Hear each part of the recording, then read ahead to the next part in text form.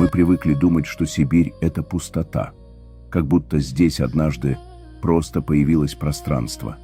Сибирь никогда не была пустой, здесь уже была жизнь, были народы, была власть, была своя история.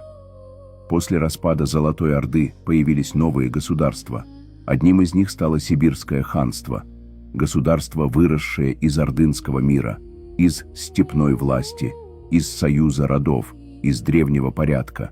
И в его центре стоял человек, который пытался сохранить этот мир – Кучум-хан, сибирский татарин, потомок Чингисхана, правитель земли, где власть держалась не на стенах, а на верности, договоре и силе рода.